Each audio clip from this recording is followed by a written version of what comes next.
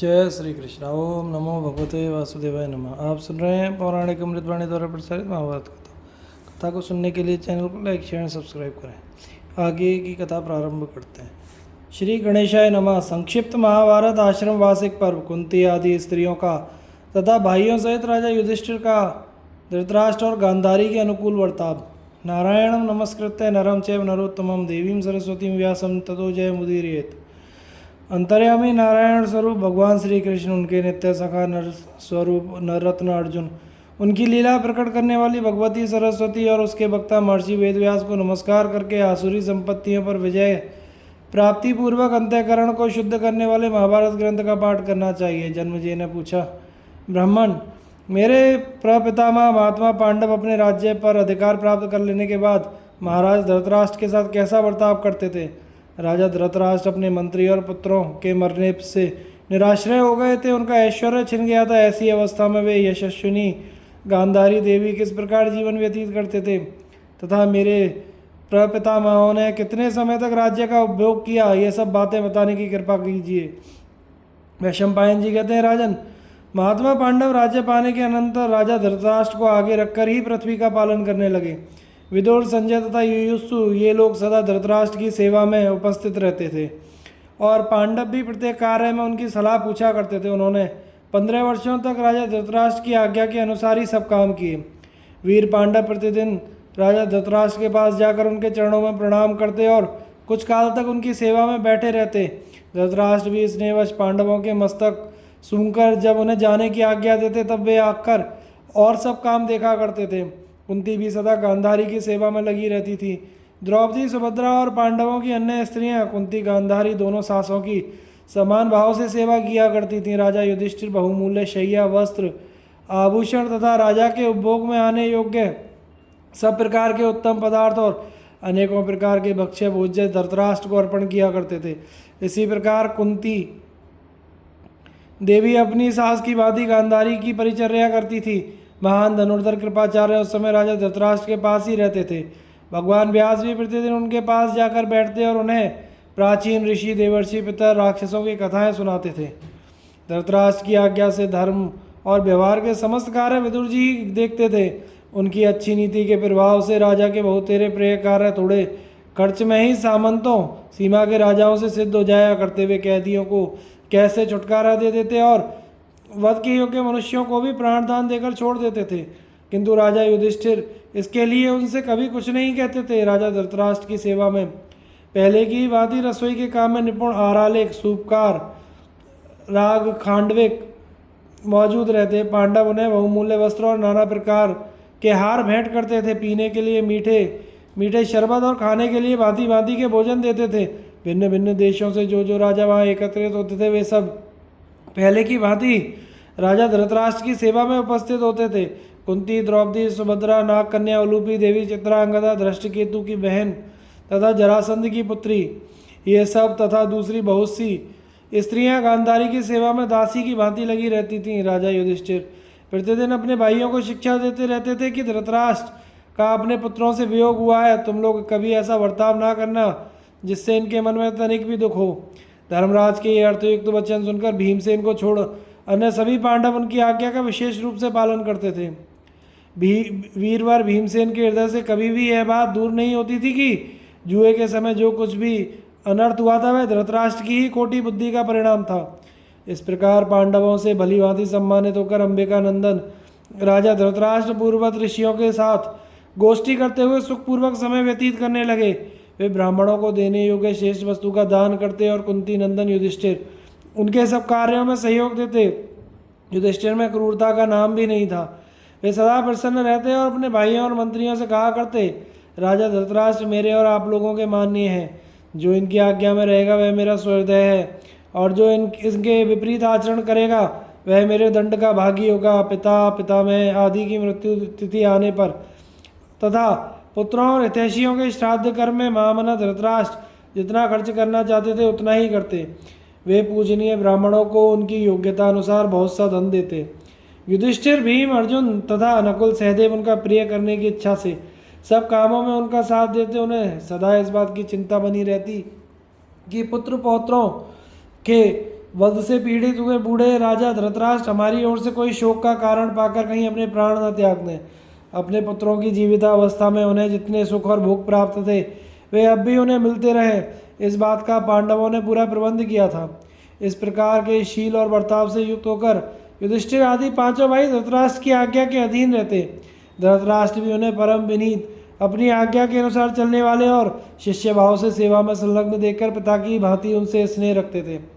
गांधारी देवी ने भी अपने पुत्रों के निमित्त नाना प्रकार के श्राद्ध कर्मों का अनुष्ठान करके ब्राह्मणों को उनकी इच्छा के अनुसार धन दान किया और ऐसा करके वे पुत्रों के ऋण से मुक्त हो गईं। धर्मात्माओं में श्रेष्ठ युधिष्ठिर इस प्रकार अपने भाइयों सहित राजा धृतराष्ट्र के आदर सत्कार में लगे रहते। धृतराष्ट्र ने पांडुनंदन युधिष्ठिर का कोई भी ऐसा बर्ताव नहीं देखा जो उनके मन को अप्रिय लगने वाला हो। पांडवों के सद्बर्ताव देखकर अंबिकानंदन धृतराष्ट्र उनके ऊपर बहुत प्रसन्न रहते तथा राजा सुबल की पुत्री गांधारी देवी भी उन पर अपने सगे पुत्रों जैसा स्नेह करती थी। राजा धृतराष्ट्र अथवा तपस्विनी गांधारी देवी छोटा बड़ा जो भी काम करने के लिए कहती उनकी आज्ञा को शिरोधार्य करके युधिष्ठिर वह सारा कार्य पूर्ण किया करते थे। इससे राजा धृतराष्ट्र उनके ऊपर बहुत प्रसन्न रहते और अपने मंद बुद्धि पुत्र दुर्योधन को याद करके पछताया करते। प्रतिदिन सवेरे उठकर स्नान संध्या एवं गायत्री जब से निवृत्त होकर वे पांडवों को समर विजयी होने का आशीर्वाद दिया करते थे। ब्राह्मणों से स्वस्ति वाचन कराकर अग्नि में हवन करने के पश्चात सदा यह शुभकामना करते थे कि पांडु के पुत्र दीर्घजीवी हों। राजा धृतराष्ट्र को पांडवों के बर्ताव से जितनी प्रसन्नता होती उतनी उन्हें कभी अपने पुत्रों से प्राप्त नहीं हुई थी।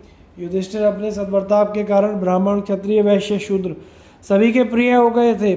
धृतराष्ट्र के पुत्रों ने उनके साथ जो कुछ बुराई की थी उसको बुलाकर वे उनकी सेवा में संलग्न रहते थे। युधिष्ठिर के भय से कोई भी मनुष्य कभी राजा धृतराष्ट्र और दुर्योधन के अनुचित कार्यों की चर्चा नहीं करता था।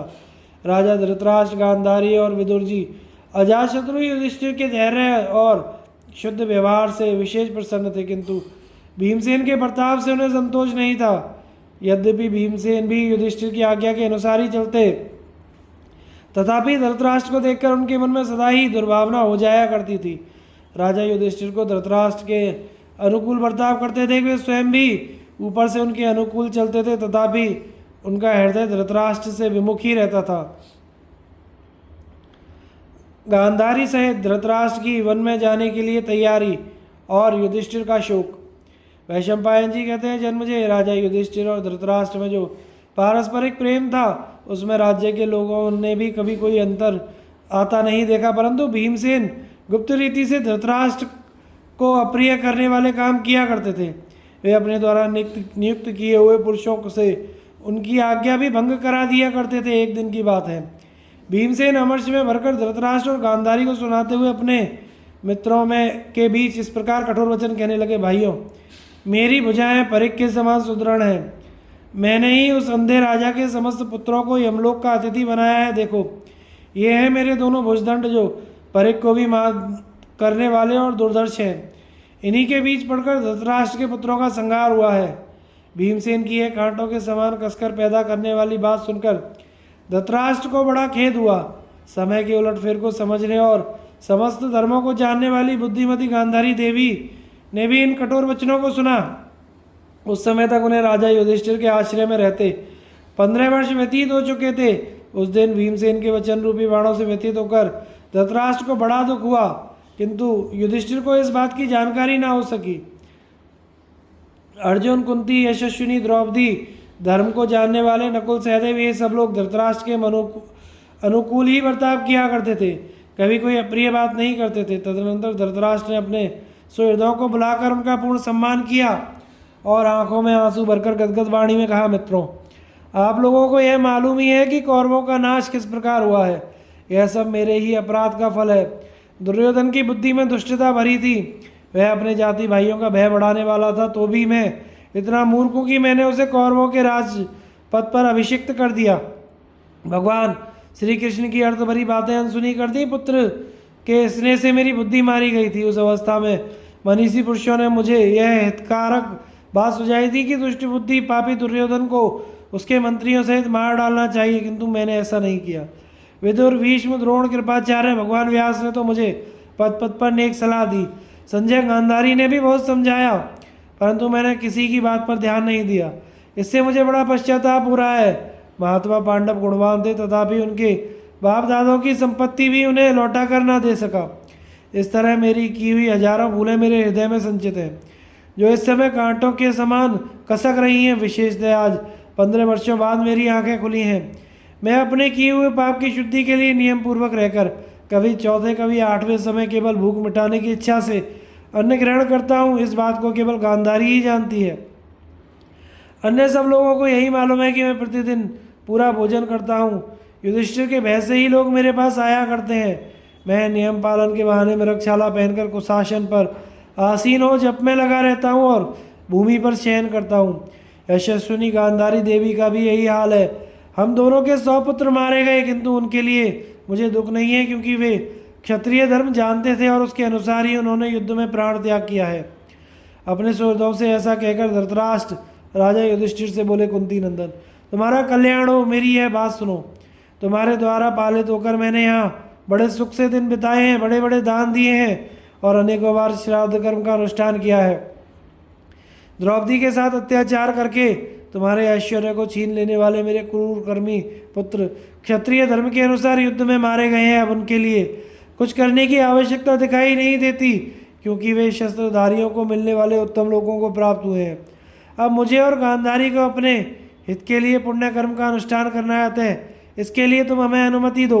तुम्हारी अनुमति मिल जाने पर मैं वन में चला जाऊंगा और वहाँ गांधारी के साथ चीर और वल्कल वस्त्र धारण करके तुम्हें आशीर्वाद देता हुआ निवास करूंगा।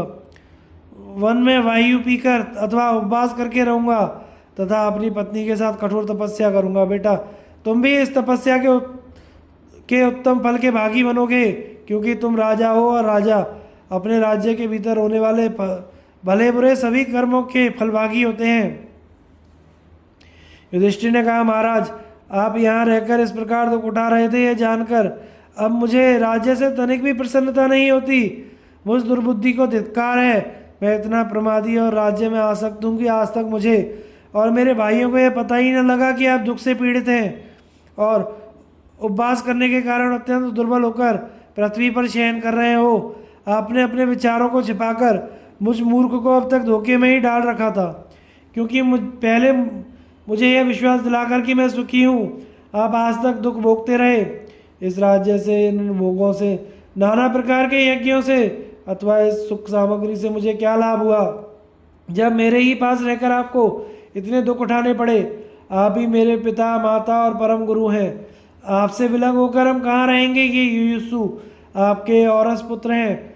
इनको या और किसी को जिसे आप उचित समझते हो राजा बना दीजिए, अथवा स्वयं इस राज्य का शासन कीजिए। मैं ही वन को चला जाऊंगा। पिताजी, मैं पहले से ही अपयश की आग में जल चुका हूँ, अब पुनः आप मुझे ना जलाइए। राजा मैं नहीं, आप हैं। मैं तो आपकी आज्ञा के अधीन रहने वाला सेवक हूँ, फिर मैं क्या अनुमति दे सकता हूँ।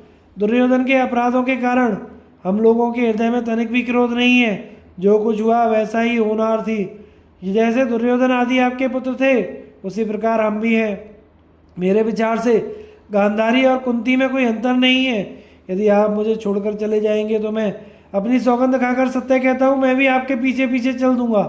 आपके ना रहने पर यह धन धान्य से परिपूर्ण समुद्र पर्यंत पृथ्वी का राज्य भी मुझे प्रसन्न नहीं रख सकता। महाराज, यह सब कुछ आपका ही है। मैं आपके चरणों पर मस्तक रखकर प्रार्थना करता हूँ, आप प्रसन्न हो जाइए। हम सब लोग आपके अधीन हैं। यदि सौभाग्यवश मुझे आपकी सेवा का अवसर मिलता रहा तो मेरी मानसिक चिंता दूर हो जाएगी।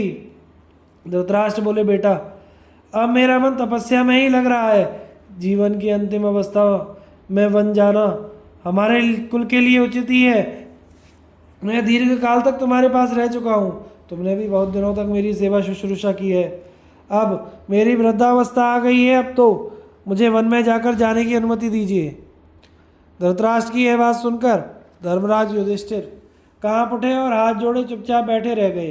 तथा अंबिकानंदन राजा धृतराष्ट्र ने महात्मा संजय और महारथी कृपाचार्य से कहा, मैं आप लोगों के द्वारा राजा युधिष्ठिर को समझाना चाहता हूँ कि एक तो मेरी अधिक अवस्था, दूसरा बोलने का परिश्रम, इन कारणों से मेरा जी घबरा रहा है और मुंह सूखा जाता है।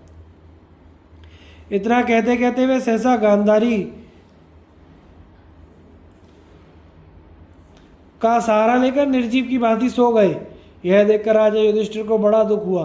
वे कहने लगे, ओ जिनमें हजारों हाथियों के समान बल था, वे ही राजा धृतराष्ट्र आज प्राणहीन से होकर स्त्री का सहारा लिए सो रहे हैं।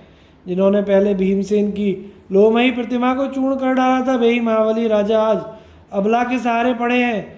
मुझ पापी को धिक्कार है, मेरी बुद्धि और विद्या को भी धिक्कार है, जिसके कारण ये महाराज इस समय अपने लिए ये अयोग्य अवस्था में सो रहे हैं। यदि राजा धृतराष्ट्र और यशस्विनी गांधारी देवी भोजन नहीं करते तो मैं भी इन्हीं की भांति उपवास करूंगा। यह कहकर धर्म के ज्ञाता युधिष्ठिर ने हाथ में ठंडा जल लेकर राजा धृतराष्ट्र की छाती और मुख को धीरे धीरे धोया। उनके हाथ के स्पर्श से धृतराष्ट्र की मूर्छा दूर हो गई। वे होश में आकर बोले, पांडुनंदन, तुम फिर से मेरे शरीर पर अपना हाथ फेरो, मुझे छाती से लगा लो। तुम्हारे सुखदायक स्पर्श से मेरे शरीर में मानो प्राण आ जाते हैं। तुम्हारे दोनों हाथों का स्पर्श मेरी तृप्ति का महान साधन हो रहा है। इधर 4 दिनों से मैंने अन्न ग्रहण नहीं किया है, इसी से मेरे द्वारा कोई चेष्टा नहीं हो पाती। तुमसे अनुरोध के कारण बोलते समय मुझे बड़ा परिश्रम करना पड़ा है, अतः मैं अचेत हो गया था।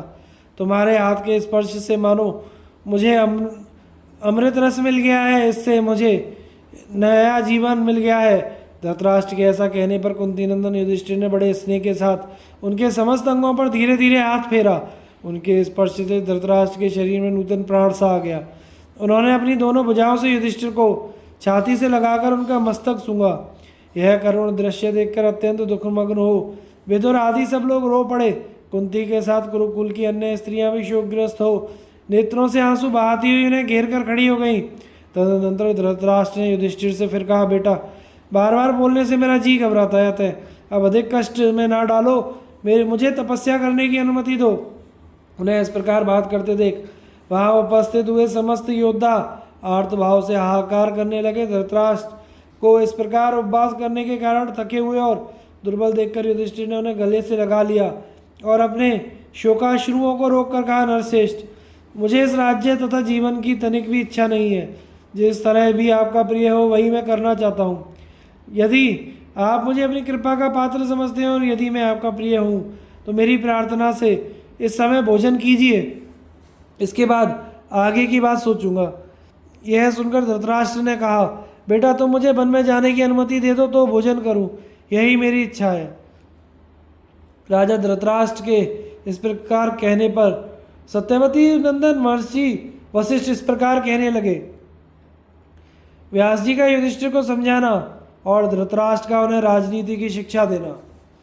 व्यास जी ने कहा, युधिष्ठिर, महातेजस्वी धृतराष्ट्र जो कह रहे हैं वैसा ही करो, इसके लिए कुछ विचार ना करो। अब ये बूढ़े हो गए हैं, विशेषतः इनके सभी पुत्र नष्ट हो गए हैं। मेरा ऐसा विश्वास है कि अब ये इस कष्ट को अधिक काल तक सह नहीं सकेंगे। सौभाग्यवती गांधारी परम विदुषी हैं, इसीलिए यह महान पुत्र शोक को धैर्यपूर्वक सहती चली आ रही हैं। इसी समय मैं भी तुम्हें यही सलाह देता हूँ कि मेरी बात मानो और राजा धृतराष्ट्र को वन जाने की अनुमति दे दो, नहीं तो यहाँ रहने से इनकी व्यर्थ मृत्यु होगी। तुम इन्हें मौका दो जिससे प्राचीन राजर्षियों के पथ का अनुसरण कर सकें। संपूर्ण राजर्षिगण जीवन के अंतिम भाग में वन का ही आश्रय लेते आए हैं। अद्भुत कर्मा महामुनि व्यास के ऐसा कहने पर महातेजस्वी राजा युधिष्ठिर ने उन्हें इस प्रकार उत्तर दिया, भगवान, आप ही हमारे माननीय और आप ही हम लोगों के गुरु हैं। इस राज्य और कुल के परम आधार भी आप ही हैं। मैं आपका पुत्र हूँ और आप मेरे पिता हैं। इस प्रकार राजा धृतराष्ट्र भी मेरे गुरु हैं। मैं इन्हें कैसे किसी बात के लिए आज्ञा दे सकता हूँ? धर्म तो यही है कि पुत्र ही पिता की आज्ञा का पालन करे। युधिष्ठिर के ऐसा कहने पर महातेजस्वी व्यास ने पुनः उनसे कहा, महाबाहो, तुम्हारा कहना सत्य है, तथापि राजा धृतराष्ट्र बूढ़े हो गए हैं और अंतिम अवस्था में पहुंच चुके हैं। इसलिए अब मेरी और तुम्हारी अनुमति लेकर ये तपस्या के द्वारा अपना मनोरथ सिद्ध करें। तुम इनके शुभ कार्यों में विघ्न न डालो। युधिष्ठिर, राजर्षियों का परम धर्म यही है कि युद्ध अथवा वनों में उनकी विधि पूर्वक मृत्यु हो।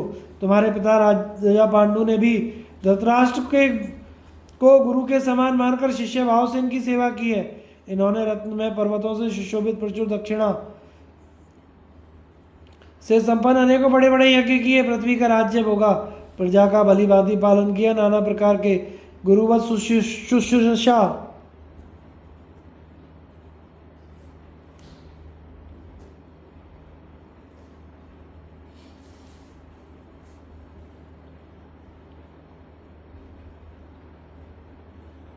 द्वारा इनकी और गांधारी देवी की आराधना की है। अब इनके तप करने का समय है, अतः तुम अपने पिता को वन में जाने की आज्ञा दे दो। तुम्हारे ऊपर इनके मन में तनिक भी क्रोध नहीं है। यूँ कहकर महर्षि व्यास ने राजा युधिष्ठिर को राजी कर लिया और बहुत अच्छा कहकर जब युधिष्ठिर ने उनकी आज्ञा स्वीकार कर ली तो वे वन में अपने आश्रम पर चले गए। भगवान व्यास के चले जाने पर राजा युधिष्ठिर ने अपने वृद्ध पिता धृतराष्ट्र से नम्रतापूर्वक धीरे धीरे कहा, पिताजी, महर्षि व्यास ने जो आज्ञा दी है और आपने जो कुछ करने का निश्चय किया है तथा महान धनुर्धर कृपाचार्य विदुर युयुत्सु और संजय जैसा कहेंगे निस्संदेह में वैसा ही करूँगा, किंतु इस समय मैं आपके चरणों में मस्तक झुकाकर प्रार्थना करता हूँ कि पहले भोजन कर लीजिए, फिर आश्रम को जाइएगा। तदनंतर राजा युधिष्ठिर की अनुमति पाकर धृतराष्ट्र गांधारी के साथ अपने महल में पधारे। उनके चलने की शक्ति क्षीण हो गई थी, वे कठिनाई से कदम उठाते थे। उस समय उनके पीछे पीछे विदुर संजय कृपाचार्य भी गए। महल में पहुंचकर उन्होंने पूर्वाह्न काल की धार्मिक प्रक्रिया पूरी की, फिर श्रेष्ठ ब्राह्मणों को अन्नपान आदि से तृप्त करके स्वयं भी भोजन किया। इस प्रकार मनस्विनी गांधारी देवी ने भी कुंती और पुत्र वधुओं के द्वारा पूजित होकर अन्न ग्रहण किया। उनके भोजन करने के पश्चात विदुर आदि तथा पांडवों ने भी भोजन किया। फिर सब लोग धृतराष्ट्र की सेवा में उपस्थित हुए। उस समय कुंती नंदन युधिष्ठिर को एकांत में बैठे देख धृतराष्ट्र ने उनकी पीठ पर हाथ फेरते हुए कहा, कुरुनंदन, इस 8 अंगों वाले राज्य में तुम सदा ही धर्म को आगे रखना और बड़ी सावधानी के साथ इसका संचालन करना। राज्य की रक्षा धर्म से ही हो सकती है, इस बात को तुम स्वयं जानते हो। तथापि मुझसे भी सुनो, सदा विद्या में बड़े चढ़े विद्वानों का संग किया करो। वे जो कुछ कहें उसे ध्यानपूर्वक सुनो, बिना विचारे उसका पालन करो। सवेरे उठकर उन विद्वानों का यथोचित सम्मान करो, आवश्यकता के समय उनसे अपने कर्तव्य को पूछो। अपना हित करने की इच्छा से तुम्हें अवश्य उनका सम्मान करना चाहिए। सम्मानित होने पर वे सर्वथा तुम्हारे हित की बात बताएंगे। जैसे सारथी घोड़ों को काबू में रखता है, उसी प्रकार तुम इंद्रियों को अपने अधीन रखकर उनकी रक्षा करो। ऐसा करने से वे संचित धन की भांति भविष्य में तुम्हारे लिए हितकर होंगी। जो जांचे बूझे हुए और निष्कपट भाव से काम करने वाले हों, जो पिता पितामहों के समय से काम देखते आ रहे हों तथा जो बाहर भीतर से शुद्ध संयमी पुण्य कर्म करने वाले तथा परम पवित्र हों, उन मंत्रियों को सब तरह के कार्यों में नियुक्त करना जिनकी अवसर पर परीक्षा ले ली गई हो, और जो अपने ही राज्य के भीतर निवास करने वाले हों, जिन्हें शत्रु पहचानते ना हो। ऐसे अनेकों जासूसों को भेजकर उनके द्वारा शत्रुओं के गुप्त भेद लेते रहना। तुम्हारे नगर की रक्षा का पूर्ण प्रबंध रहना चाहिए। उसके चारों ओर की दीवारें और सदर दरवाज़ा मजबूत हो, बीच में सब ओर से ऊंची ऊंची अट्टालिकाएं रहें। नगर के सभी दरवाजे विशाल हों तथा उन पर चौकी पहरे का पूरा प्रबंध रहे। द्वारों का विभाग ठीक स्थान पर होना चाहिए तथा चारों ओर से उनकी रक्षा के लिए यंत्र, मशीन अथवा तोप लगे रहने चाहिए। जिन मनुष्यों का कुल और शील अच्छी तरह मालूम हो, उन्हीं से काम लेना चाहिए। आहार और विहार करने, माला पहने, शैया पर सोने तथा आसन पर बैठने के समय सदा सावधानी के साथ अपनी रक्षा करनी चाहिए। कुलीन, शीलवान, विद्वान, विश्वासपात्र एवं वृद्ध पुरुषों के द्वारा रनिवास की रक्षा का पूर्ण प्रबंध करना चाहिए। युधिष्ठिर, तुम उन्हीं ब्राह्मणों को मंत्री बनाना जो विद्या में प्रवीण, विनयशील, कुलीन, धर्म और अर्थ में कुशल तथा सरल स्वभाव वाले हों। उन्हीं के साथ तुम गूढ़ विषय पर परामर्श करना, किंतु अधिक लोगों को साथ लेकर देर तक मंत्रणा नहीं करनी चाहिए। संपूर्ण मंत्रियों को अथवा उनमें से 2-1 को किसी काम के बहाने चारों ओर से सुरक्षित बंद कमरे में या खुले मैदान में ले जाकर उनके साथ परामर्श करना, जिसमें अधिक घास फूस और झाड़ झंकाड़ ना हो। ऐसे जंगल में भी मंत्रणा की जा सकती है, किंतु रात्रि के समय तो इन स्थानों में किसी तरह गुप्त सलाह नहीं करनी चाहिए। बंदर, पक्षी, मनुष्यों के पीछे चलने वाले प्राणी, मूर्ख तथा पंगु मनुष्य, इन सब को मंत्रणा गृह में नहीं आने देना चाहिए, क्योंकि गुप्त मंत्रणा के दूसरों पर प्रकट हो जाने से राजा को जिन संकटों का सामना करना पड़ता है उनका किसी तरह निवारण नहीं किया जा सकता। ऐसा मेरा विश्वास है। मंत्रणा खुल जाने से जो दोष पैदा होते हैं उनको तुम अपने मंत्रिमंडल के समक्ष सदा बतलाते रहना। नगर और प्रांत में रहने वाले लोगों का हार्दिक भाव से तुम्हारे प्रति शुद्ध या अशुद्ध इस बात को जानने की पूरी चेष्टा करना।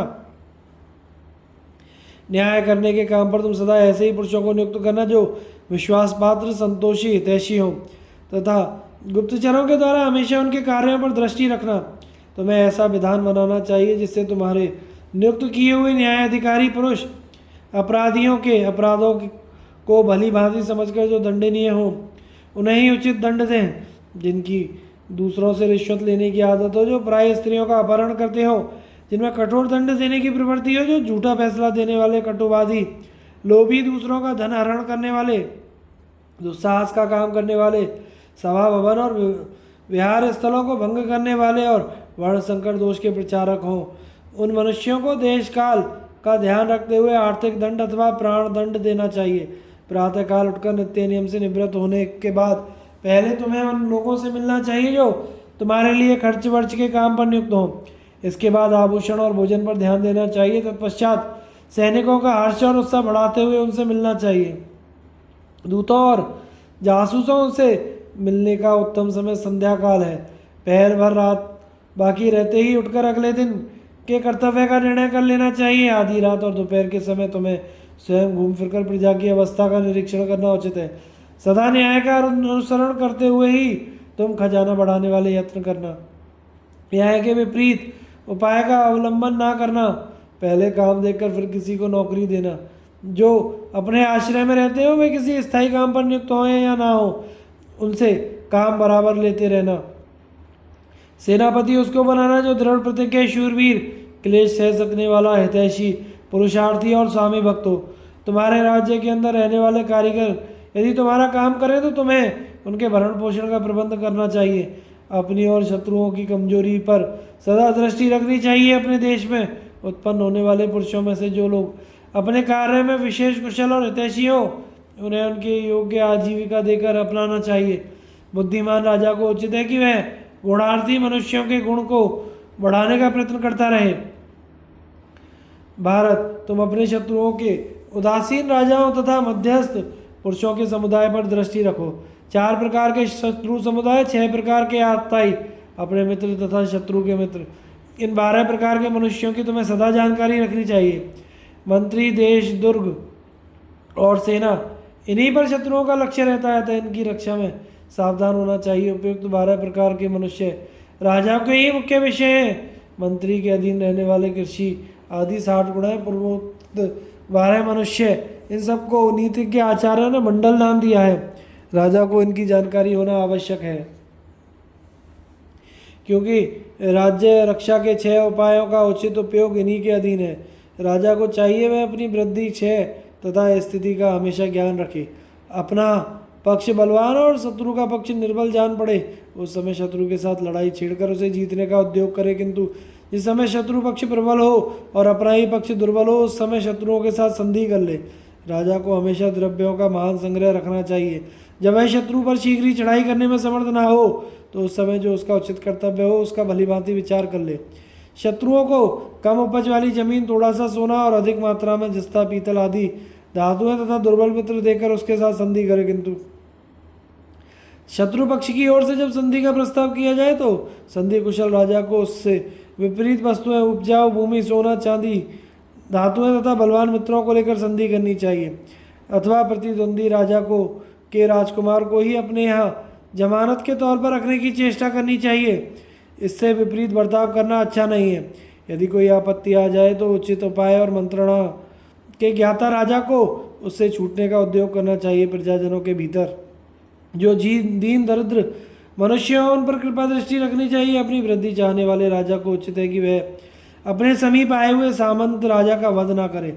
जो समूची पृथ्वी पर विजय पाना चाहता हो वह तो कदापि उसकी हिंसा ना करे। अच्छे पुरुषों से मेलजोल बढ़ावे, दुष्टों को कैद करके उन्हें दंड दे।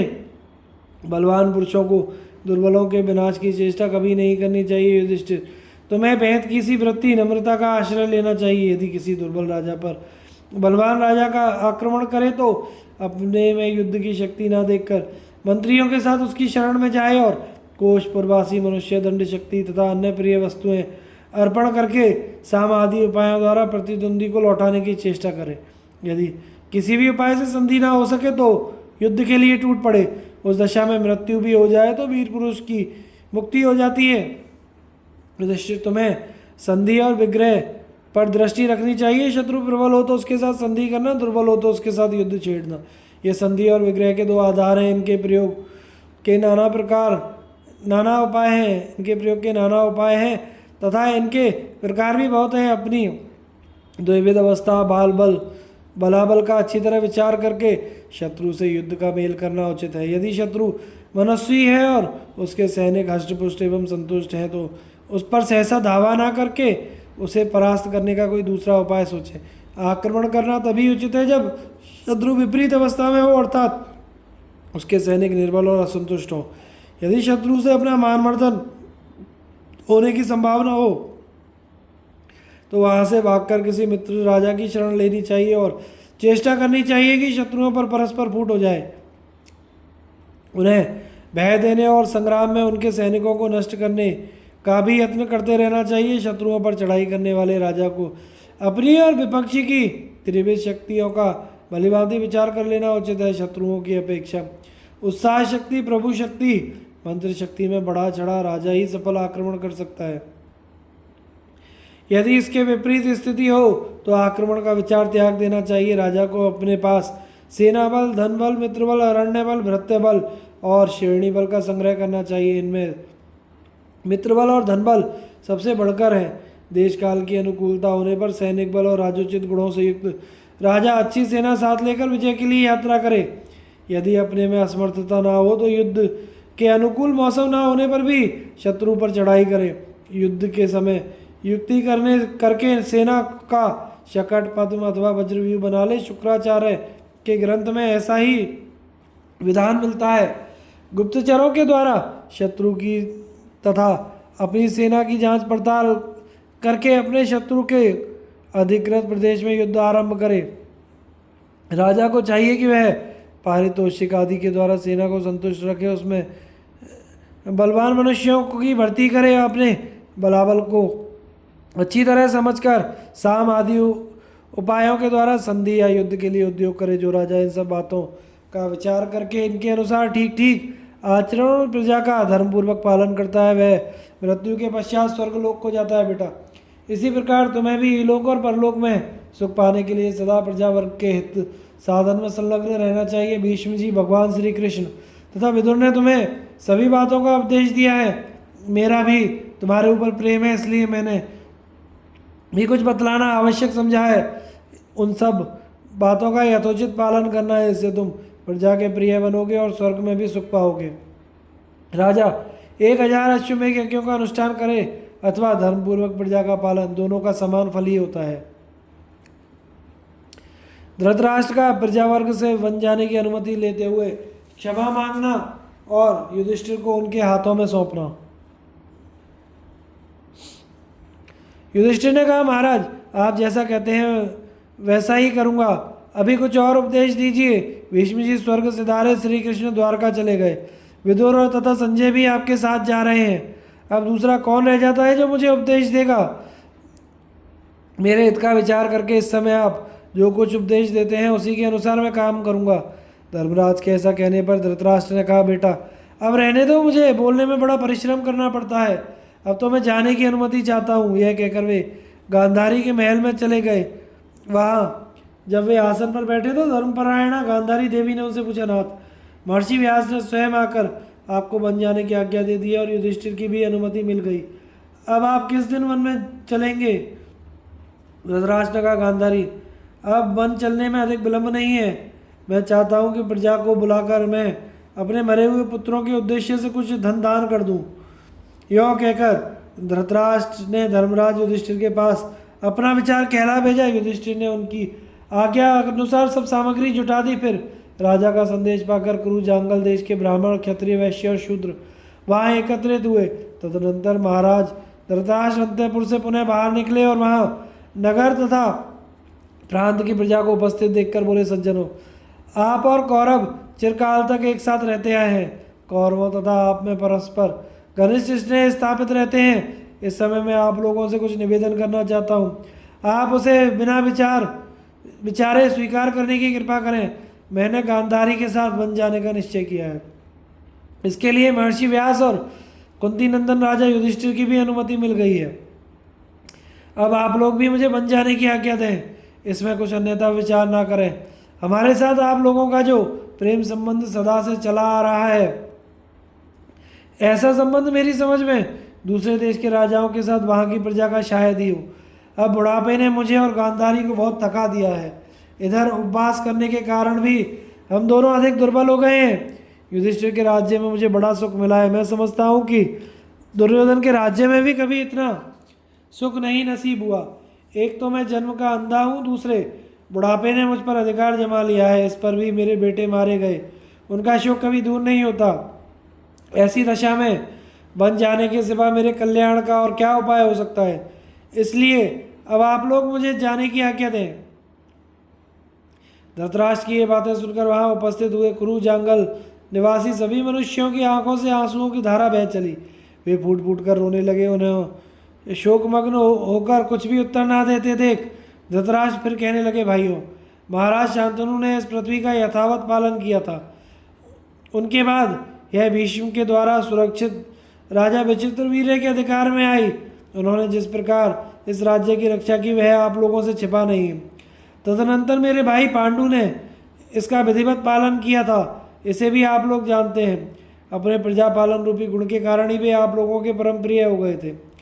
पांडु के बाद मैंने आप लोगों की भली या बुरी जैसी बन सकी सेवा की, किंतु उस समय मुझसे जो अपराध हो गए हो उन्हें आप लोग क्षमा कीजिए। दुर्योधन ने जब अकंटक राज्य का उपभोग किया उस समय उसने भी आप लोगों का कुछ नहीं बिगाड़ा था, केवल पांडवों के साथ अन्याय किया था। किंतु उस दुर्बुद्धि के अपराध और अभिमान से तथा मेरे किए हुए अन्याय के कारण असंख्य राजाओं का महान संहार हो गया। उस अवसर पर मुझसे भला या बुरा जो कुछ हुआ आप उसे भूल जाएं। इस बात के लिए मैं हाथ जोड़कर प्रार्थना करता हूँ। मुझे वृद्ध, दुखी और अपने प्राचीन राजाओं का वंशज समझकर क्षमा करें। यह बेचारी तपस्विनी गांधारी भी मेरे साथ आप लोगों से क्षमा याचना करती है। हम दोनों वृद्ध हैं और अपने पुत्रों के मारे जाने के से दुख में डूबे हुए हैं। ऐसा जानकर आप हमें क्षमादान देते हुए बन जाने की आज्ञा दीजिए। आप लोगों का कल्याण हो। हम दोनों आपकी शरण में हैं। ये कुरुकुल भूषण कुंती नंदन युधिष्ठिर आप लोगों के राजा हैं, अच्छे और बुरे। सभी समय में आप सब लोग इन पर कृपा दृष्टि रखें। लोकपालों के समान महान तेजस्वी तथा धर्म और अर्थ के मर्मज्ञ भीमसेन आदि 4 भाई जिनके मंत्री हैं, ऐसे राजा युधिष्ठिर कभी संकट में नहीं पड़ सकते। फिर भी आप लोगों को इनका ख्याल रखना चाहिए। संपूर्ण जीव जगत के स्वामी भगवान ब्रह्मा की भांति ये महान तेजस्वी युधिष्ठिर आप लोगों का यथावत पालन करेंगे। मैं इन्हें धरोहर के रूप में आप लोगों के हाथों में सौंपता हूँ तथा आप लोगों को इनके हाथों में दे रहा हूँ। आप लोग अत्यंत गुरु भक्त हैं, अतः मैं आपको हाथ जोड़कर प्रणाम करता हूँ। मेरे पुत्रों की बुद्धि चंचल थी, वे लोभी और स्वेच्छाचारी थे। उनके अपराधों के लिए मैं और गांधारी दोनों आपसे क्षमा की भीख मांगते हैं। धृतराष्ट्र के इस प्रकार कहने और प्रांत के रहने वाले सब लोगों नेत्रों से आंसू बहाते हुए एक दूसरे का मुंह देखने लगे। किसी ने कोई उत्तर नहीं दिया। सांब नामक ब्राह्मण का प्रजा की ओर से धृतराष्ट्र को उत्तर देना। वैशंपायन जी कहते हैं, जन्मजय, कुरुराज की करुणा भरी बातें सुनकर वहां एकत्रित हुए सब लोग दुपट्टे और हाथों से अपना मुंह ढककर रोने लगे। अपनी संतान को विदा करते समय पिता और माता को जितना क्लेश होता है उतना ही कुरु जांगल निवासी मनुष्यों को हुआ। वे शोक संतप्त हो उठे और अपने सूने हृदय में धृतराष्ट्र के प्रवास जन्य दुख को धारण करके अचेत से हो गए। फिर धीरे धीरे उनके वियोग जनित क्लेश को कम करके उन सब ने आपस में बात करके अपनी अपनी राय जाहिर की। तदनंतर एकमत होकर उन्होंने राजा की बात का उत्तर देने का भार एक ब्राह्मण पर रखा। हुआ ब्राह्मण देव सदाचारी, सबके माननीय, अर्थ ज्ञान में निपुण थे। उनका नाम था सांब। वे ऋग्वेद के विद्वान, निर्भय होकर बोलने वाले और बुद्धिमान थे। उन्होंने उठकर महाराज को आदर देते हुए सारी सभा को प्रसन्न करते हुए इस प्रकार कहना आरंभ किया, राजन, यहाँ उपस्थित हुए सब लोगों ने अपना विचार प्रकट करके सारा भार मुझ पर रखा, इसलिए मैं ही इनकी बातें आपकी सेवा में निवेदन करूँगा। आप सुनने की कृपा करें। महाराज, आप जो कुछ कहते हैं वह सब ठीक है, उसमें असत्य का लेश भी नहीं है। निस्संदेह हम में और आप में परस्पर घनिष्ठ स्नेह स्थापित हो चुका है। इस राजवंश में कभी कोई ऐसा राजा नहीं हुआ जो प्रजा का पालन करते समय सबका प्रिय ना रहा हो। आप लोग पिता और बड़े भाई के समान हमारा पालन करते हैं। राजा दुर्योधन ने भी हमारे साथ कोई अनुचित बर्ताव नहीं किया है। परम धर्मात्मा महर्षि व्यास जी आपको जैसी सलाह देते हैं वैसा ही कीजिए, क्योंकि वे हम सब लोगों के परम गुरु हैं। आपसे बिछुड़ जाने पर हम बहुत दिनों तक दुख और शोक में डूबे रहेंगे। आपके सैकड़ों गुणों की याद हमें भूल नहीं सकती। महाराज शांतनु, राजा चित्रांगद और भीष्म द्वारा सुरक्षित आपके पिता विचित्रवीर्य ने जिस प्रकार इस पृथ्वी का पालन किया तथा आपकी देखरेख में रहकर राजा पांडु ने जिस तरह इस राज्य की रक्षा की, उसी प्रकार आपके पुत्र दुर्योधन ने भी हम लोगों का यथावत पालन किया है। उन्होंने रत्ती भर भी हमारी बुराई नहीं की। हम लोग पिता के समान उन पर विश्वास करते थे। उनके राज्य में बड़े सुख से जीवन व्यतीत करते थे। यह बात आपसे छिपी नहीं है। बड़े बड़े दक्षिणा प्रदान करने वाले धर्मात्मा राजा युधिष्ठिर तो प्राचीन काल के पुण्यात्मा राजर्षि कुरु और संवरण आदि के तथा राजा भरत के वर्ताव का अनुसरण करते हैं। इनमें कोई छोटे से छोटा दोष भी नहीं दिखाई देता। इनके राज्य में आप के द्वारा सुरक्षित होकर हम सदा सुख से ही रहते आए हैं। आपका या आपके पुत्र का कोई सूक्ष्म से सूक्ष्म अपराध भी हमारे देखने में नहीं आता। महाभारत युद्ध में जो जाति भाइयों का संहार हुआ है उसके विषय में आपने दुर्योधन के अपराध की चर्चा की है। इसके संबंध में भी मैं आपसे कुछ निवेदन करना चाहता हूँ। कौरवों के मारे जाने में ना दुर्योधन का हाथ है ना आपका। कर्ण और शकुनी ने में भी कुछ नहीं किया। हमारी समझ में तो यह देव का विधान था जिसे कोई टाल नहीं सकता था। पुरुषार्थ से देव को मेटना असंभव है। उस युद्ध में 18 अक्षौणी सेना एकत्रित हुई थी, किंतु भीष्म, द्रोणाचार्य, कर्ण, कृपाचार्य आदि कौरव पक्ष के प्रधान योद्धाओं ने तथा सात्यकी, धृष्टद्युम्न, भीमसेन, अर्जुन, नकुल, सहदेव आदि पांडव पक्ष के वीरों ने 18 दिनों में ही सबका संहार कर डाला। ऐसा विकट संहार दैवी शक्ति के बिना कदापि नहीं हो सकता था। अतः उन राजाओं के वध में आपके पुत्र दुर्योधन, आपके सेवक महावीर, कर्ण तथा शकुनी भी कारण नहीं है। उस समय जो हजारों राजा मौत के घाट उतारे गए थे वह सब देव की ही करतूत समझिए। इस विषय में दूसरा कोई क्या कह सकता है। आप इस संपूर्ण जगत के स्वामी हैं, इसलिए हम आपको श्रेष्ठ और धर्मात्मा मानते हैं तथा आप और आपके पुत्र के साथ अपनी हार्दिक सहानुभूति प्रकट करते हैं। परमात्मा करे महाराज दुर्योधन ब्राह्मणों के आशीर्वाद से अपने सहायकों सहित वीर लोक को प्राप्त हों। आप भी धर्म में ऊंची स्थिति और पुण्य प्राप्त करें। आप संपूर्ण धर्मों को ठीक ठीक जानते हैं, इसलिए उत्तम व्रतों के अनुष्ठान में लग जाइए। पांडुनंदन राजा युधिष्ठिर, पहले के राजाओं द्वारा स्वीकृत किए हुए ब्राह्मणों के अग्रहार, दान में दिए हुए ग्राम तथा परिवर्य पुरस्कार में दिए हुए ग्राम की रक्षा करते ही हैं। ये दीर्घदर्शी, कोमल स्वभाव वाले जितेंद्रिय हैं।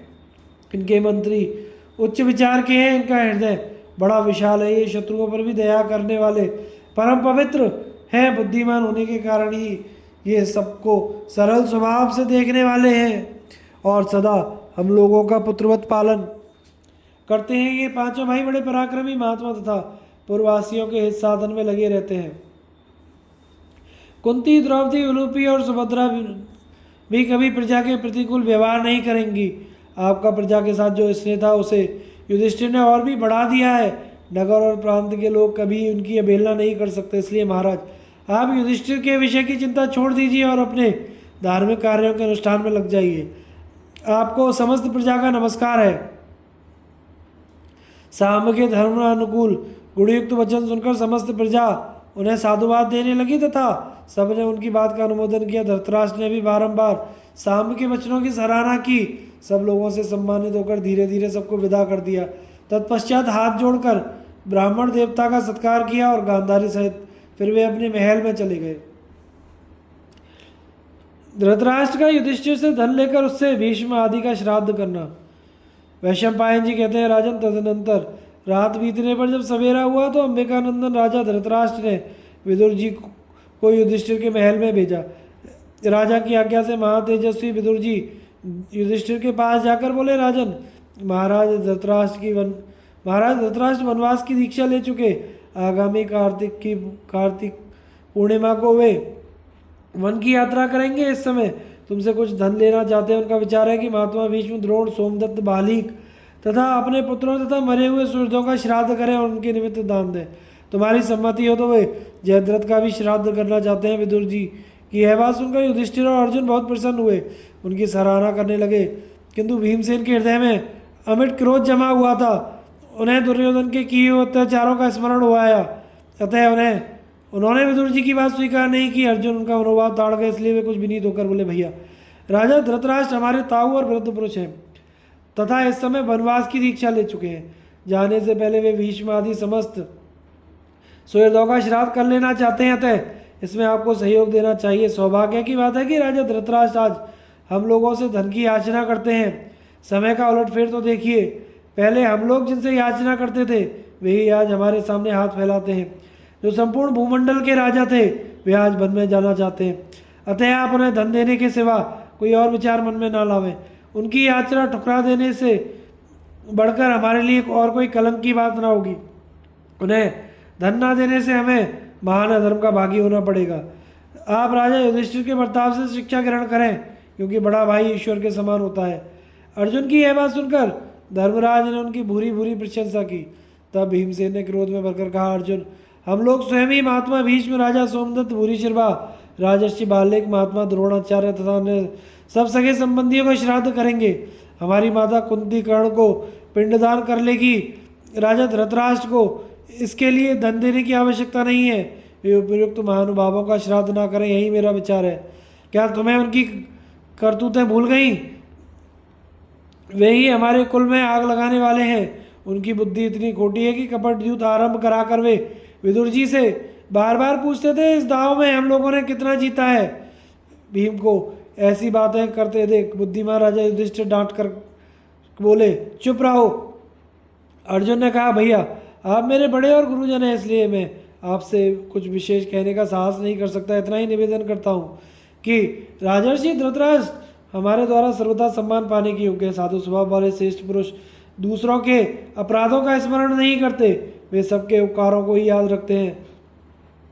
महात्मा अर्जुन के ये वचन सुनकर धर्मात्मा युधिष्ठिर ने विदुर जी से कहा, चाचा जी आप मेरी ओर से राजा धृतराष्ट्र से जाकर कह दीजिए कि वे अपने पुत्रों के श्राद्ध के लिए जितना भी धन लेना चाहे मैं देने को तैयार हूँ।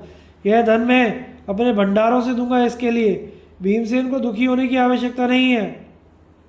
विदुर जी से ऐसा कहकर धर्मराज ने अर्जुन की बड़ी प्रशंसा की। तब भीमसेन ने कुछ संकुचित होकर अर्जुन की ओर कनखियों से देखा। यह देखकर राजा युधिष्ठिर पुनः विदुर जी से कहने लगे, आप राजा धृतराष्ट्र से यह भी कहिएगा कि भीमसेन पर आपके वनवास के दुखों का विशेष प्रभाव पड़ा है, इसलिए ये डावश जो कुछ कहते हैं या करते हैं उसका विशेष ख्याल ना करें।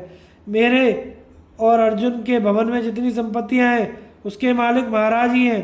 वे अपनी अच्छा अनुसार उसे खर्च करें और ब्राह्मणों को दान दें। आज वे अपने पुत्रों और सुहृदों के ऋण से मुक्त हो जाएं। मेरा यह शरीर और धन सब उन्हीं के अधीन है, इसमें तनिक भी संदेह नहीं है। राजा युधिष्ठिर के इस प्रकार कहने पर बुद्धिमानों में श्रेष्ठ विदुर ने राजा धृतराष्ट्र के पास जाकर कहा, महाराज मैंने युधिष्ठिर के यहाँ जाकर आपका संदेश कह सुनाया। उसे सुनकर उन्होंने आपकी बड़ी प्रशंसा की है। महातेजस्वी अर्जुन तो अपना घर संपत्ति और प्राण तक आपकी सेवा में समर्पण करने को तैयार है। आपके पुत्र धर्मराज युधिष्ठिर की भी यही स्थिति है। वे अपना राज्य, प्राण, धन तथा जो कुछ उनके पास है सब आपको दे रहे हैं, परंतु महाबाहु भीमसेन ने पहले के समस्त क्लेशों का स्मरण करके बड़ी कठिनाई से आपकी आज्ञा स्वीकार कर ली है। धर्मात्मा युधिष्ठिर तथा अर्जुन उन्हें भली भांति समझाकर उनके हृदय में आपके प्रति सौहार्द उत्पन्न कर दिया है। धर्मराज ने आपसे कहलाया है कि भीमसेन पूर्व वैर का स्मरण करके कभी कभी आपके साथ अन्याय कर बैठते हैं, उसके लिए आप इन पर क्रोध ना कीजिएगा। भीमसेन के कटु बर्ताव के लिए मैं और अर्जुन दोनों बारंबार क्षमा याचना करते हैं। आप प्रसन्न हो। मेरे पास जो कुछ भी है उसके आप ही स्वामी हैं। आप जितना धन दान करना चाहते हो करें। मेरे राज्य और प्राणों के भी आप ही अधीश्वर हैं। पुत्रों का श्राद्ध कीजिए, ब्राह्मणों को माफ़ी जमीन दीजिए। युधिष्ठिर ने यह भी कहा, महाराज धृतराष्ट्र मेरे यहाँ से नाना प्रकार के रत्न, गौएं, दास दासियाँ मंगवाकर ब्राह्मणों को दान करें। उन्होंने मुझसे कहा है, विदुर जी आप ही दीनों, अंधों और कंगालों के लिए भिन्न भिन्न स्थानों में प्रचुर अन्न और पीने योग्य पदार्थों से भरी हुई अनेक धर्मशालाएं बनवाइए। गौं के पानी पीने के लिए पौंसलों का निर्माण कीजिए। साथ ही भांति भांति के अन्य पुण्य कर्मों का भी अनुष्ठान कीजिए। इस प्रकार राजा युधिष्ठिर और अर्जुन ने मुझसे जो कुछ कहा है मैंने कह सुना दिया। अब इसके बाद जो काम करना हो उसे बताइए। विदुर के ऐसा कहने पर राजा धृतराष्ट्र ने पांडवों की बड़ी सराहना की और कार्तिक पूर्णिमा पर बहुत बड़ा दान करने का निश्चय किया। वे युधिष्ठिर तथा अर्जुन के काम से बहुत प्रसन्न थे। उन्होंने भीष्म आदि के श्राद्ध के लिए योग्य ब्राह्मणों तथा श्रेष्ठ ऋषियों को हजारों की संख्या में निमंत्रित किया तथा उनके लिए अन्न पान सवारी ओढ़ने के वस्त्र स्वर्ण मणि रत्न कंबल ग्राम खेत धन आभूषण भूषित हाथी और घोड़े आदि देने की व्यवस्था कराई। तत्पश्चात मरे हुए एक एक व्यक्ति का नाम लेकर सबके उद्देश्य से उपयुक्त वस्तुओं का दान किया। द्रोण भीष्म सोमदत्त बालिक राजा दुर्योधन तथा अन्य पुत्रों और जयद्रथ आदि सके संबंधियों के नाम का उच्चारण करके सबके निमित्त पृथक पृथक दान किया। युधिष्ठिर की सम्मति से उस श्राद्ध यज्ञ में बहुत से धन और अनेक प्रकार की दक्षिणा दी गई। धर्मराज की आज्ञा से हिसाब लगाने और लिखने वाले बहुतेरे कार्यकर्ता वहां निरंतर उपस्थित रहकर धृतराष्ट्र से पूछते रहते, बताइए इन याचकों को क्या दिया जाए। यहाँ सब सामग्री प्रस्तुत है। उनके मुंह से निकलते ही उतना दान दे दिया करते थे। बुद्धिमान युधिष्ठिर के आदेशानुसार 100 की जगह 1000 और 1000 की जगह 10,000 का दान दिया गया। जिस प्रकार मेघ पानी की भांति बहाकर खेती को हरी भरी कर देता है, उसी प्रकार राजा धृतराष्ट्र ने धन की वर्षा से समस्त ब्राह्मणों को तृप्त कर दिया। तदनंतर सभी वर्ण के लोगों को भांति भांति के भोजन और पीने योग्य रस प्रदान करके संतुष्ट किया। इस प्रकार उन्होंने पुत्रों पौत्रों और पितरों तथा अपना और गांधारी का भी श्राद्ध किया। अनेकों प्रकार के दान देते देते जब वे थक गए तब उन्होंने उस दान यज्ञ को बंद कर दिया। राजा धृतराष्ट्र का वह महान दान यज्ञ इस प्रकार पूर्ण हुआ। उसमें लगातार 10 दिनों तक दान देकर वे पुत्रों और पौत्रों के ऋण से मुक्त हो गए। धृतराष्ट्र और गांधारी का कुंती आदि के साथ वनगमन, कुंती का युधिष्ठिर आदि को समझाकर लौटाना। वैशंपायन जी कहते हैं, तदनंतर 11वें दिन प्रातःकाल गांधारी सहित धृतराष्ट्र ने वन जाने की तैयारी करके पांडवों को बुलाया, उनका यथावत अभिनंदन किया। उस दिन कार्तिक की पूर्णिमा थी। उन्होंने वेद के पारंगत विद्वानों से यात्रा कालोचित इष्टि करवाकर वल्कल और मृगचर्म धारण किया और अग्निहोत्र को आगे करके वे राजमहल से बाहर निकले। फिर लाजा और भांति भांति के फूलों से उस घर की पूजा की और उन्होंने धन देकर मृत्यों का सत्कार किया। तत्पश्चात सबको विदा करके चल दिए। उस समय राजा युधिष्ठिर हाथ जोड़े कांपने लगे आंसुओं से। उनका गला भरा आया और वे जोर जोर से बिलक बिलक कर रोने लगे। भीमसेन अर्जुन नकुल सहदेव विदुर संजय युयुत्सु कृपाचार्य धौम्य तथा और भी बहुत से ब्राह्मण आंसू बहाते हुए गदगद कंठ होकर उनके पीछे पीछे चल पड़े। आगे आगे कुंती गांधारी का हाथ पकड़े चल रही थी। उनके पीछे आंखों में पट्टी बांधे गांधारी थी। गांधारी का हाथ कुंती के कंधे पर था। राजा धृतराष्ट्र गांधारी के कंधे पर हाथ रखे निश्चिंता पूर्वक चले जा रहे थे। द्रौपदी सुभद्रा चित्रांगदा नन्हा सा बालक लिए हुए उत्तरा तथा गुरुकुल की अन्य स्त्रियां अपनी बहुओं को साथ लिए राजा धृतराष्ट्र के साथ जा रही थी। उस समय दुख के आवेग से वे कुर्री की भांति उच्च स्वर से विलाप कर रही थी। उनके रोने की आवाज़ सुनकर चारों ओर से ब्राह्मण क्षत्रिय वैश्य शूद्रों की स्त्रियां भी घर छोड़कर बाहर निकल आईं। जिन रमणियों ने कभी बाहर आकर सूर्य चंद्रमा को नहीं देखा था, वही कौरवराज धृतराष्ट्र के वन में प्रस्थान करते समय शोक से व्याकुल होकर खुली सड़क पर आ गई थी। तदनंतर राजा धृतराष्ट्र वर्धमान नामक द्वार से होते हुए हस्तिनापुर नगर से बाहर निकले। वहां पहुंचकर उन्होंने बारंबार आग्रह करके अपने साथ आए हुए जन समूह को विदा किया। विदुर और संजय ने राजा के साथ वन में जाने का निश्चय कर लिया था, इसलिए वे दोनों नहीं लौटे, किंतु कृपाचार्य और महारथी युयुत्सु को युधिष्ठिर के हाथों सौंपकर उन्होंने लौटा दिया। प्रवासियों के लौट जाने पर राजा युधिष्ठिर ने रनिवास की स्त्रियों को साथ लेकर धृतराष्ट्र की आज्ञा से लौटने का विचार किया और वन की ओर जाती हुई अपनी माता कुंती से कहा, माता जी आप अपनी बहुओं के साथ नगर को लौट जाइए, मैं महाराज के पीछे पीछे जाऊंगा। ये धर्मात्मा नरेश तपस्या का निश्चय कर चुके हैं, इसलिए इन्हें वन में जाने दीजिए। धर्मराज के इस प्रकार कहने पर कुंती की आंखों में आंसू भर गए, तो भी वे गांधारी का हाथ पकड़े चलती ही गई। जाते जाते उन्होंने युधिष्ठिर से कहा, महाराज तुम सहदेव की कभी उपेक्षा ना करना। ये मेरे और तुम्हारे परम भक्त हैं। संग्राम में कभी पीठ ना दिखाने वाले अपने भाई कर्ण को भी सदा याद रखना, क्योंकि मेरी दुर्बुद्धि के कारण ही वह वीर युद्ध में मारा गया बेटा। मुझ अभाग्नि का हृदय निश्चय ही लोहे का बना हुआ है, तभी तो आज कर्ण को ना देखकर भी इसके सैकड़ों टुकड़े नहीं हो जाते। तुम अपने भाइयों के साथ उसके लिए दान पुण्य करते रहना।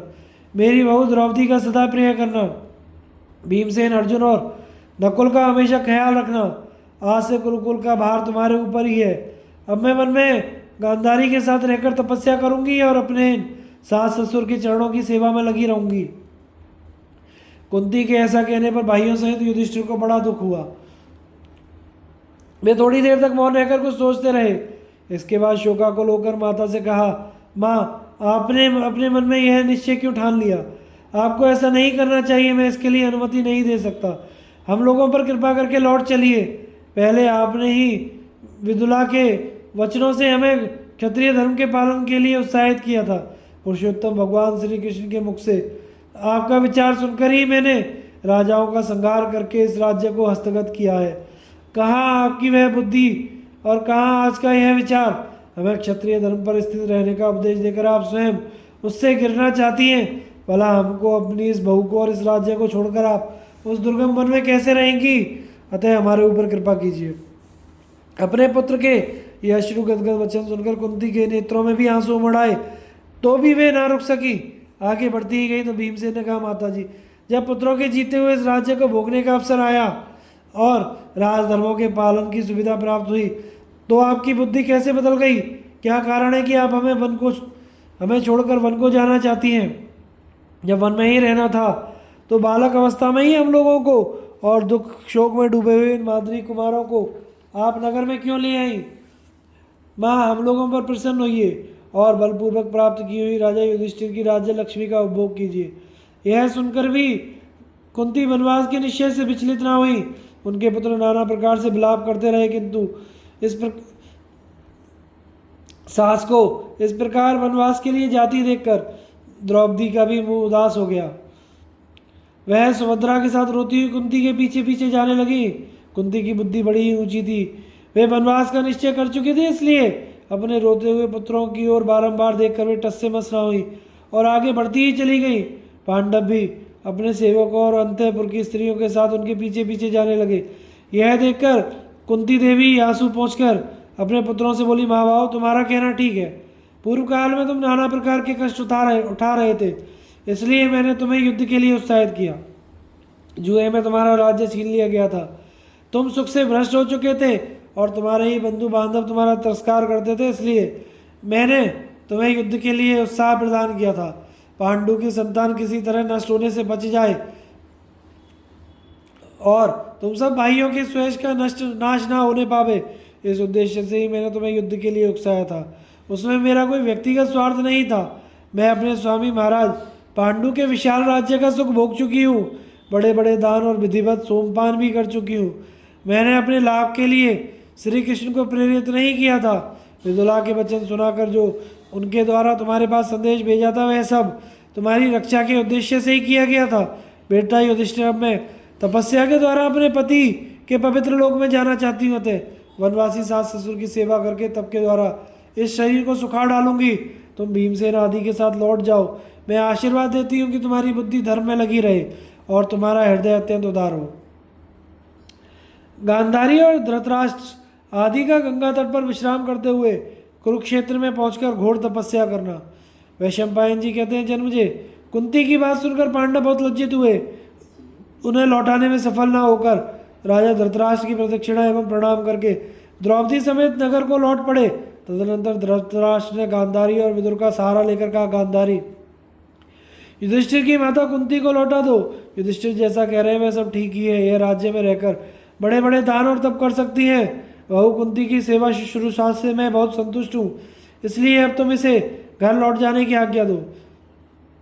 राजा के ऐसा कहने पर गांधारी देवी ने कुंती से उनका संदेश सुना दिया और अपनी ओर से उन्हें लौटने के लिए विशेष जोर दिया, किंतु धर्मपरायणा सती कुंती देवी वनवास के लिए दृढ़ निश्चय कर चुकी थी, अतः गांधारी उन्हें किसी प्रकार लौटा ना सकी।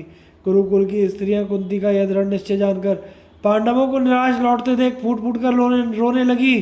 जब भाइयों बहुओं के साथ समस्त पांडव लौट गए तो राजा धृतराष्ट्र वन की ओर चल दिए। उस समय पांडव अत्यंत दीन और दुख शोक में मग्न हो रहे थे। उन्होंने वाहनों पर बैठकर स्त्रियों सहित नगर में प्रवेश किया। उस दिन बालक वृद्ध स्त्रियों सहित सारा हस्तिनापुर नगर हर्ष और आनंद से रहित उत्सव शून्य और उदास सा हो गया था। किसी के मन में उत्साह नहीं रह गया था।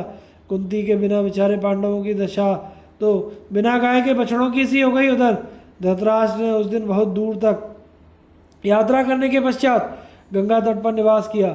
वहाँ के तपोवन में वेद वेत्ता ब्राह्मणों द्वारा विधि पूर्वक प्रकट की हुई अग्नि यत्र तत्र प्रज्वलित हो रही थी। वृद्ध राजा धृतराष्ट्र ने अग्नि को प्रकट किया और उसकी विधिवत आराधना करके उसमें आहुति डाली। फिर सूर्यदेव को संध्या के समय अस्त होते देखकर उनका उपस्थान किया। इसके बाद विदुर और संजय ने राजा के लिए कुशों की शैया बिछा दी। उनके पास ही गांधारी के लिए भी एक पृथक आसन लगा दिया। उत्तम व्रतों का पालन करने वाली कुंती भी गांधारी के निकट कुशासन पर सोई। उसी में उन्होंने सुख माना। विदुर आदि भी राजा से उतना ही दूरी पे सोए जहाँ से उनकी आवाज़ सुनाई दे सके। यज्ञ कराने वाले ब्राह्मण तथा राजा के साथ आए हुए अन्य विप्र यथा योग्य स्थान पर सो गए। उस तपोवन में मुख्य मुख्य ब्राह्मण स्वाध्याय किया करते थे। जहाँ तक अग्निहोत्र की आग प्रज्वलित हो रही थी, इससे वह रात्रि उन लोगों को बड़ी आनंददायिनी जान पड़ी। रात बीत जाने पर प्रातःकाल उठकर सब लोगों ने पूर्वाह्न काल की क्रिया पूरी की और विधि पूर्वक अग्निहोत्र करके सबके सब उत्तर दिशा की ओर क्रमशः बढ़ने लगे। किसी ने भोजन नहीं किया था। सब लोग उपवास व्रत का ही पालन कर रहे थे। तदनंतर दिन व्यतीत होने पर विदुर जी के कहने से राजा धृतराष्ट्र ने पुण्यात्मा पुरुषों के रहने योग्य भागीरथी के तट पर निवास किया। वहाँ वनवासी ब्राह्मण क्षत्रिय वैश्य शूद्र बहुत बड़ी संख्या में एकत्रित होकर राजा से मिलने आए। उनसे घिरे हुए राजा धृतराष्ट्र ने नाना प्रकार की बातचीत करके सबको प्रसन्न किया तथा ब्राह्मणों तथा उनके शिष्यों का विधिवत पूजन करके उन्हें विदा किया। तत्पश्चात सायंकाल में राजा तथा यशस्विनी गांधारी देवी ने गंगा जी के जल में प्रवेश करके विधिवत स्नान किया और विदुर आदि अन्य सब लोगों ने भी गंगा के भिन्न भिन्न घाटों पर डुबकी लगाकर संध्योपासन आदि समस्त शुभ क्रियाएं पूर्ण की। स्नान आदि कर लेने के पश्चात अपने बूढ़े श्वशुर धृतराष्ट्र और गांधारी देवी को कुंती देवी गंगा के किनारे ले आई। वहाँ यज्ञ कराने वाले ब्राह्मणों ने राजा के लिए एक वेदी तैयार की, जिस पर अग्नि की स्थापना करके उन्होंने विधिवत अग्निहोत्र किया। इस प्रकार नित्य कर्म से निवृत्त होकर राजा धृतराष्ट्र इंद्रिय संयम पूर्वक नियमों का पालन करते हुए अपने अनुयायियों सहित गंगा तट से चलकर कुरुक्षेत्र जा पहुँचे। वहाँ एक आश्रम पर जाकर राजर्षि शतयूप से मिले। वे राजर्षि पहले के देश के राजा थे। अपने पुत्र को राज सिंहासन पर बैठाकर स्वयं वन को चले आए थे। धृतराष्ट्र उन्हें साथ लेकर महर्षि व्यास के आश्रम पर गए। वहाँ उन्होंने व्यास जी की विधिवत पूजा की। तत्पश्चात उनसे वनवास की दीक्षा लेकर वे शतयूप के आश्रम पर ही आकर रहने लगे। महामती राजा शतयूप ने व्यास जी की आज्ञा से धृतराष्ट्र को वन में रहने की संपूर्ण विधि बतला दी। अब महामना धृतराष्ट्र स्वयं भी तप करने लगे और अपने अनुचरों को भी तपस्या में लगा दिया। गांधारी देवी भी कुंती के साथ बलकल और मृगछाला धारण कर धृतराष्ट्र के समान ही व्रत का पालन करने लगी। दोनों स्त्रियां इंद्रियों को अपने अधीन करके मन वाणी कर्म तथा नेत्रों द्वारा भी कठोर तपस्या करने लगी। राजा धृतराष्ट्र के शरीर का मांस सूख गया। वे अस्थि चर्म विशिष्ट होकर मस्तक पर जटा और शरीर पर मृगछाला तथा बलकल धारण किए महर्षियों की भांति तीव्र तपस्या में प्रवृत्त हो गए। उनके चित्त का संपूर्ण मोह दूर हो गया। धर्म और अर्थ की ज्ञाता और उत्तम बुद्धि वाले विदुर जी भी संजय सहित बलकल और चीर धारण किए गांधारी और धृतराष्ट्र की सेवा में लगे रहते तथा मन को वश में करके दुर्बल शरीर से घोर तपस्या किया करते थे।